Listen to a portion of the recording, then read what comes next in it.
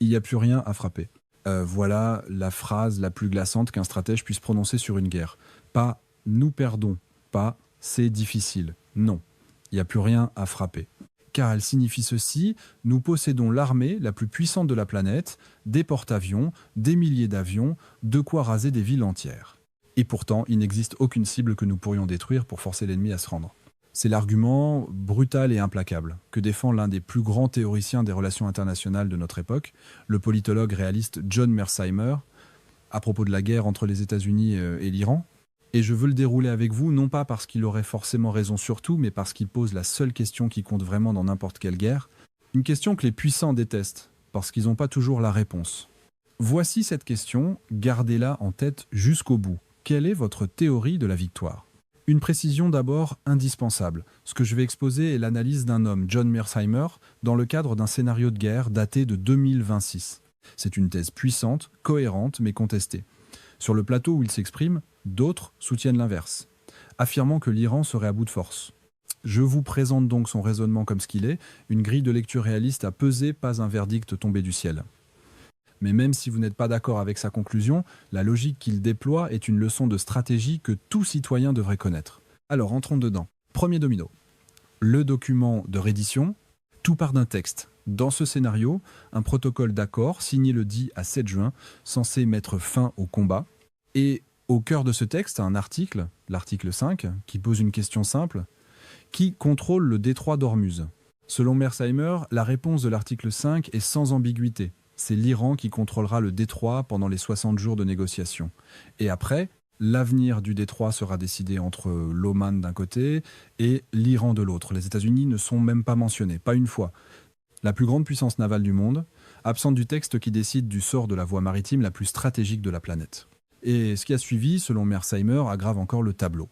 Après avoir signé, l'administration américaine a tenté de contourner l'accord, créer dans le détroit d'Ormuz un couloir contrôlé par les États-Unis qui laisserait passer les navires sous autorité américaine et non iranienne. Sans surprise, les Iraniens ont refusé, dénonçant une violation de l'article 5. Et Mearsheimer leur donne raison. Le texte disait bien ce qu'il disait. On a signé un accord, puis on a essayé de s'en dédire, de le vider de son sens. Autrement dit, on a manqué à sa parole. Ce qui, dans une négociation, est la faute la plus coûteuse de toutes, elle apprend à l'adversaire qu'aucune signature ne vous engage, et donc il ne sert à rien de négocier avec vous. En trichant sur l'accord, on n'a pas gagné le détroit, on a perdu sa crédibilité. Mearsheimer emploie alors un mot terrible. Il dit que Trump a signé ce qui était dans les faits un document de reddition. Pourquoi l'aurait-il signé ? Parce qu'il n'avait pas le choix. Parce que, selon cette analyse, les Iraniens étaient en train de gagner la guerre et détenaient toutes les cartes quand on montait dans l'échelle de l'escalade. Arrêtez-vous sur cette idée, car elle renverse tout ce qu'on nous raconte d'habitude. On imagine toujours l'Amérique en position de force, dictant ses conditions. Ici, c'est l'inverse, une superpuissance qui signe parce qu'elle ne peut pas faire autrement. Et cela nous mène directement au cœur du raisonnement. Deuxième domino, l'illusion de la domination de l'escalade. Face à ce constat, les partisans de la fermeté ont une réponse toute prête. Peu importe l'accord, disent-ils. Ne vous inquiétez pas, car nous avons la domination de l'escalade. C'est à dire la capacité de frapper toujours plus fort que l'adversaire jusqu'à le faire plier. Et c'est ici que Mearsheimer déploie un raisonnement d'une élégance redoutable que je veux que vous reteniez parce qu'il vaut pour toutes les négociations de la vie. Écoutez bien. Si nous avions eu cette domination de l'escalade avant le 10 à 7 juin, dit-il, nous nous en serions servis, nous l'aurions utilisé pour obtenir un bien meilleur accord. Le simple fait que nous ne l'ayons pas fait, que nous ayons signé un document de reddition, prouve que nous n'avions pas cette domination. On ne capitule pas quand on tient le manche. Relisez cette logique, car elle est imparable. La preuve qu'on n'avait pas le pouvoir, c'est qu'on ne s'en est pas servi quand il l'aurait fallu. Un joueur qui a une main gagnante ne se couche pas. S'il s'est couché, c'est que sa main était mauvaise. Prenez une image simple. Imaginez deux boxeurs. On vous dit que le premier domine, qu'il peut mettre l'autre au tapis quand il veut. Mais le combat dure, les rounds passent, et le second encaisse chaque coup et le rend. Si le premier pouvait vraiment mettre fin au combat, pourquoi ne l'a-t-il pas fait ? Pourquoi, au moment le plus dur, a-t-il proposé le match nul, voire tendu la main pour arrêter ? Parce qu'il ne pouvait pas conclure. Sa prétendue domination n'était qu'un mot. La réalité du ring, elle, disait autre chose. Deux hommes qui se rendent coup pour coup, dont l'un est censé être écrasant et ne parvient même pas à faire reculer l'autre. Et Mearsheimer pose alors la question qui tue. Qu'est-ce qui a changé depuis ? Qu'est-ce qui, aujourd'hui, nous donnerait soudain cette domination que nous n'avions pas hier ? Il attend une réponse. il n'y en a pas. Au contraire. Depuis, dit-il, la stratégie s'est enlisée dans un échange de coups du tac au tac, un coup pour un coup, et l'Iran répond à chaque fois en caisse et rang, sans que l'Amérique n'ait gagné le moindre levier de coercition. Il nous égale à chaque tour, résume-t-il. Or, une superpuissance qui ne fait qu'égaler un adversaire bien plus faible n'est pas en train de gagner, elle est en train de révéler ses limites. Troisième domino, le prix de l'entêtement. Et cet entêtement coûte cher sur 2 plans que Mearsheimer détaille. Le premier, c'est l'économie. Et il faut ici une précision qui éclaire beaucoup de choses. Il existe 2 prix du pétrole. Il y a le prix papier, celui des marchés à terme, dont parlent les journaux, autour de 90 ou 100 $. Et il y a le prix comptant, le prix réel qu'on paie pour acheter un baril tout de suite, immédiatement. Or, ce prix comptant, au moment où Mearsheimer parle, atteint 140 $, un niveau catastrophique. Et l'écart entre les deux est un signal d'alarme. Il dit que ceux qui ont besoin de pétrole maintenant tout de suite sont prêts à payer une fortune parce qu'ils craignent la pénurie. Le marché, à terme, espère encore que ça se calmera. Le marché réel, lui, panique déjà. Et c'est le marché réel qui dit la vérité du moment. Pourquoi ? Parce que non seulement le détroit d'Ormuz est bloqué, mais qu'en plus, les Houthis, ces alliés de l'Iran au Yémen, ont fermé le détroit de Bab el-Mandeb, l'autre grand goulot, à l'entrée sud de la mer Rouge. Les 2 plus grandes portes énergétiques du monde close en même temps. La situation économique, dit-il, est pire aujourd'hui qu'au lendemain de la signature de l'accord. On a déchiré un accord humiliant et on se retrouve dans une position encore plus mauvaise.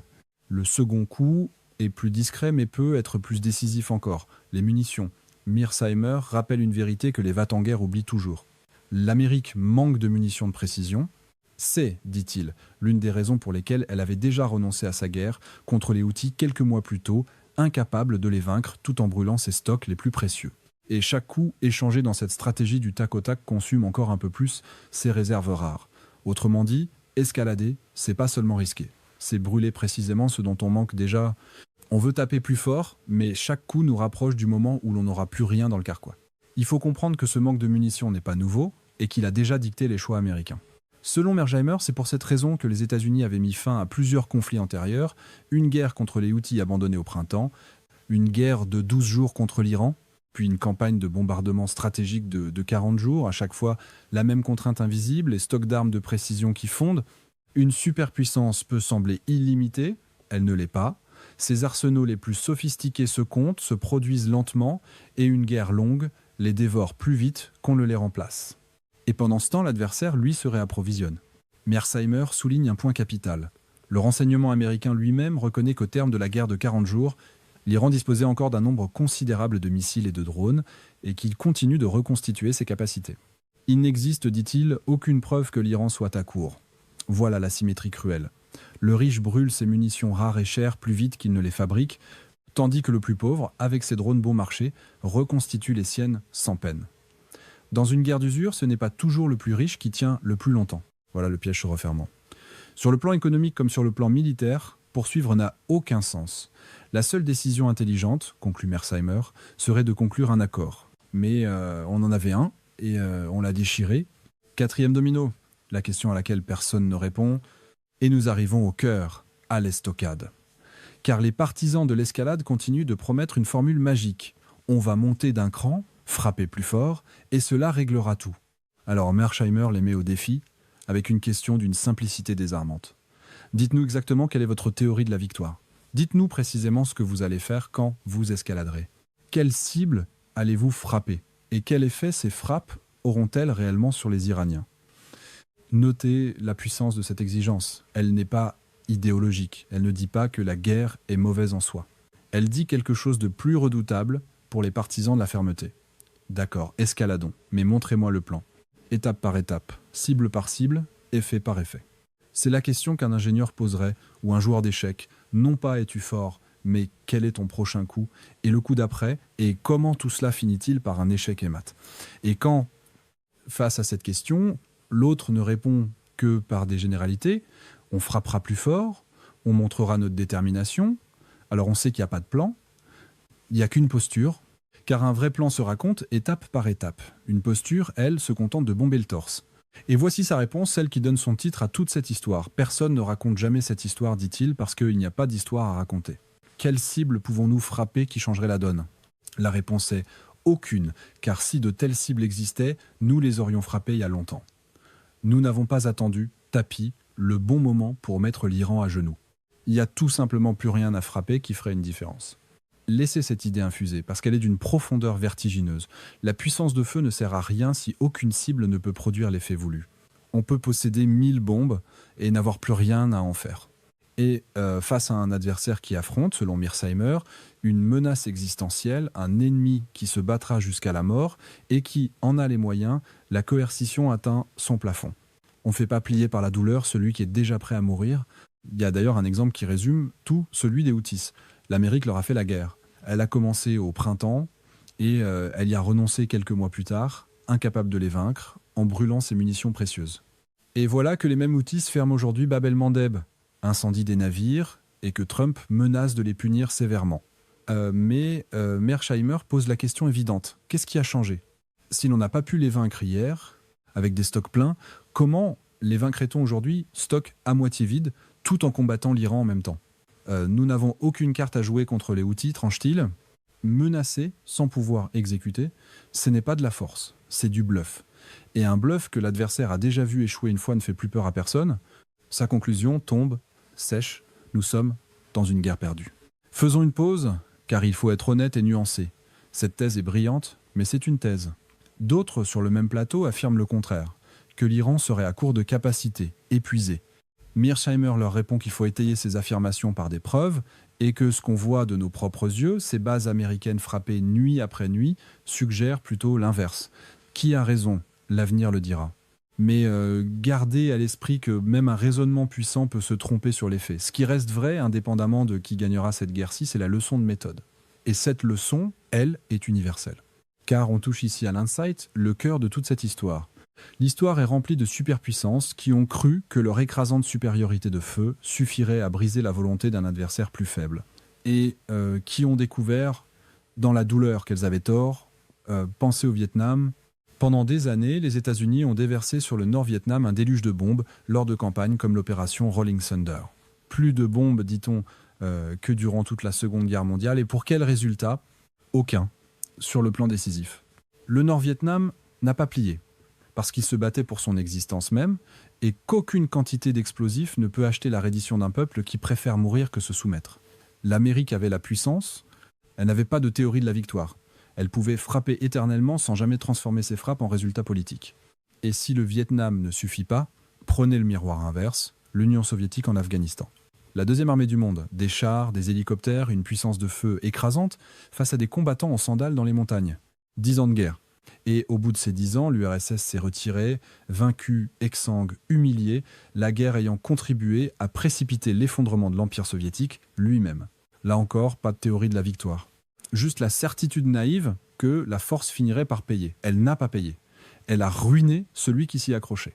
L'ironie, c'est qu'à l'époque, ce sont les Américains qui rappelaient aux Soviétiques cette leçon. Aujourd'hui, selon Mearsheimer, ce sont eux qui risquent de l'oublier. C'est exactement le piège que décrit Mearsheimer.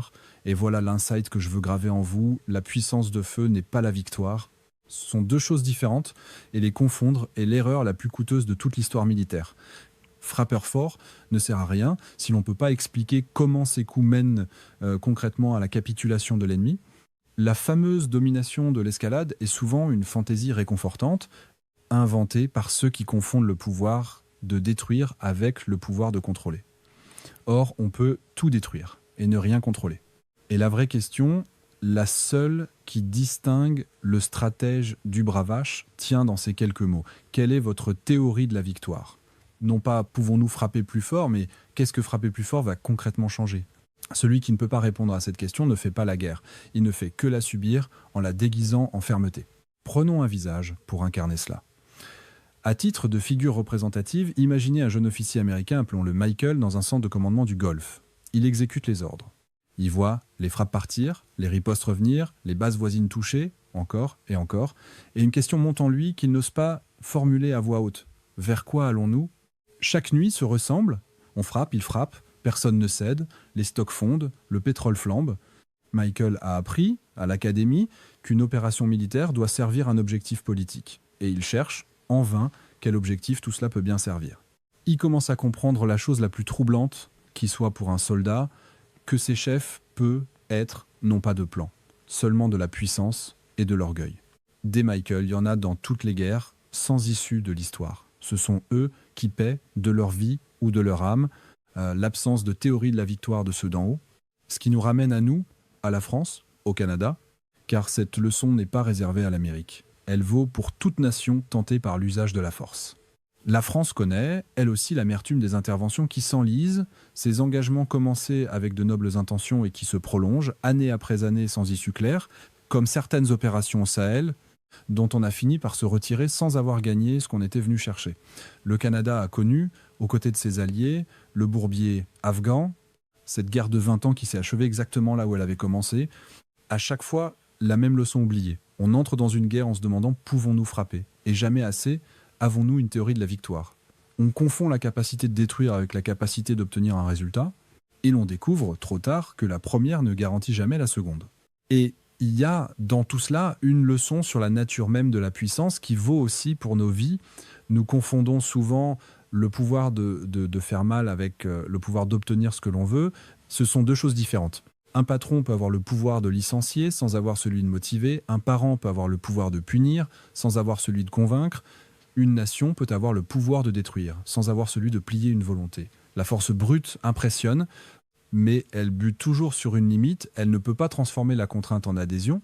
Et face à quelqu'un qui n'a plus rien à perdre, qui se bat pour son existence, elle atteint son plafond le plus bas. On ne terrorise pas celui qui a déjà accepté de mourir.